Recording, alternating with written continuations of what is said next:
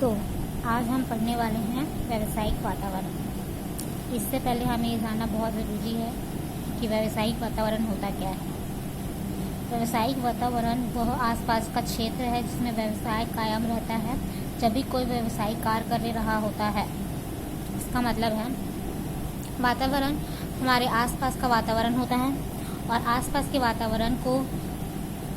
वातावरण में जैसे भूमि, जल, वायु और आसपास के लोग, हमारी परिस्थितियाँ, लोगों की रुचि, आदत, फैशन सब कुछ शामिल होता है। और हम इस हिसाब से अपने आप को प्रिपेयर कर लेते हैं। और आप लोग जानते तो हैं कि मनुष्य वातावरण का गुलाम होता है। तो अब इसके बाद कॉन्सेप्ट यानी कि अवधारणा, इसमें दिया गया है वातावरण का अर्थ। अब व्यावसायिक वातावरण दो शब्दों से मिलकर बना है, व्यावसायिक एवं वातावरण। ठीक है। और इसमें व्यवसाय का आशय है व्यस्त रहने से है, व्यस्त रहना मतलब बिजी रहने से है। और वातावरण एक विस्तृत शब्द है। वातावरण एक विस्तृत शब्द है। विस्तृत का मतलब होता है डिटेल यानी पूरा शब्द है। ठीक है। अब हम देखते हैं दूसरा। अब हम इसमें देखेंगे व्यावसायिक वातावरण की परिभाषा। ठीक है। इसमें 3 पॉइंट दिए गए हैं, BP Michael, William Look and Job, और तीसरा पॉइंट है फ्रेड डेविस। तो इसमें पहला पॉइंट के हिसाब से क्या बोला गया है, बीपी माइकेल के अनुसार व्यावसायिक वातावरण पर्यावरणीय घटकों का योग्य है जो कि व्यवसाय के लिए वातावरण प्रदान करता है। इसका ऐसे प्रत्येक व्यावसायिक संगठन से प्रत्येक संबंध है जो कि उनमें क्रियाशील होता है। इसमें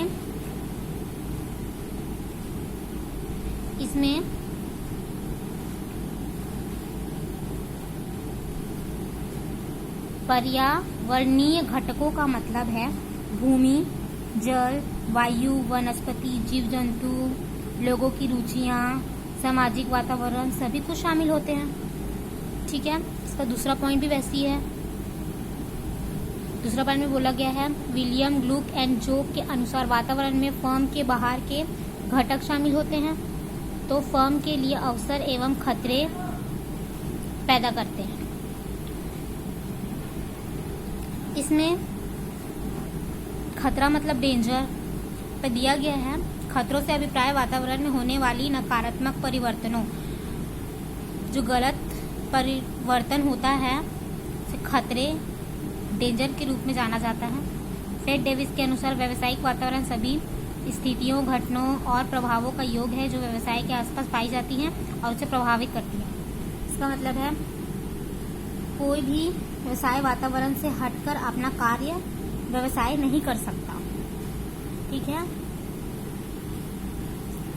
अब हम देखेंगे व्यवसाय वातावरण की विशेषताएं। देखिए, इसमें पहला पॉइंट है बाहरी शक्तियां की संपूर्णता।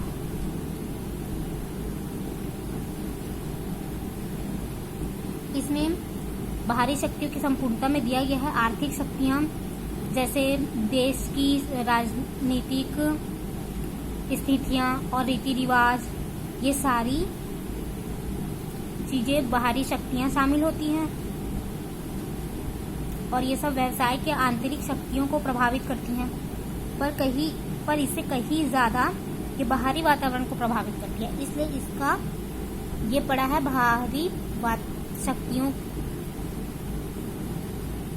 की संपूर्णता। ठीक है। अब हम आगे बढ़ते हैं। दूसरा दिया हुआ है इसमें विशिष्ट शक्तियां, विशिष्ट एवं सामान्य शक्तियां।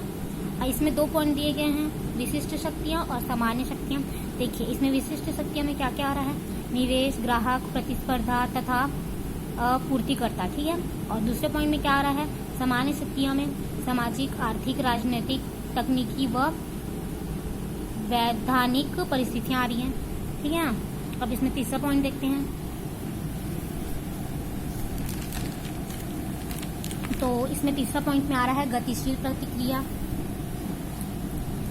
ठीक है, इसमें क्या दिया गया है? गतिशील प्रतिक्रिया में व्यावसायिक वातावरण अत्यधिक गतिशील होता है, अर्थात इसमें परिवर्तन होता रहता है। यह स्थिर या दृढ़ नहीं होता है। उदाहरण के लिए